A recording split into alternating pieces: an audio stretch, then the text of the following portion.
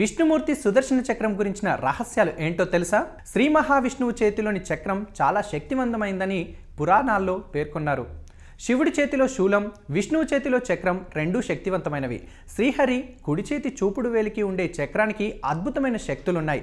దీని గురించి విష్ణు పురాణంలో చాలా ఆసక్తికరమైన కథనాలను తెలిపారు.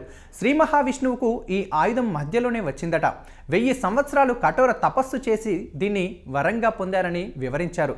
సుదర్శన చక్రంలో బ్లేడును పోలిన పదునైన ఆకారాలు 108 ఉంటాయి. రెప్పపాటులో కొన్ని మిలియన్ యోజనాల దూరం ప్రయాణిస్తుంది. ఒక యోజనం అంటే 8 కిలోమీటర్లు అని అర్థం. చక్రాన్ని కేవలం శత్రువుల మీద మాత్రమే ప్రయోగించాలి. శత్రువు ఎంత శక్తివంతమైన వాడైనా దీని ముందు నిలబడలేడు. ఒకసారి చేతి నుంచి బయటపడితే శత్రువును వేటాడి గాని తిరిగి రాదు. లక్ష్యం పూర్తయిన తర్వాతే వెనక్కు మల్లుతుంది.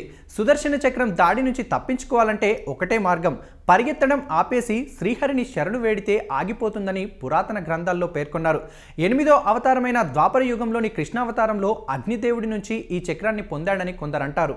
కేవలం పరశురాముడికి మాత్రమే సుదర్శన చక్ర ప్రావీణ్యత గురించి శ్రీకృష్ణుడు ఉపదేశించాడు. పురాణాల ప్రకారం శివుడి గురించి మహావిష్ణువు 1000 సంవత్సరాలు తపస్సు చేశాడు. తపస్సుకు మెచ్చిన మహాదేవుడు ప్రత్యక్షమై వరం కోరుకోమంటాడు. అసుర సంహారం కోసం తనకు శక్తివంతమైన ఆయుధం ప్రసాదించమని శ్రీహరి కోరడంతో పరమేశ్వరుడు సుదర్శన చక్రాన్ని అందించాడు. అప్పటి నుంచి మహావిష్ణువు అన్ని అవతారాల్లోనూ కుడి చేతి చూపుడు వేలికి చక్రం ఉంటుంది. ఈ వీడియో కనుక నచ్చినట్లయితే లైక్ చేయండి, కామెంట్ చేయండి, షేర్ చేయండి అండ్ సబ్స్క్రైబ్ కండి. Thanks for watching eagle media works.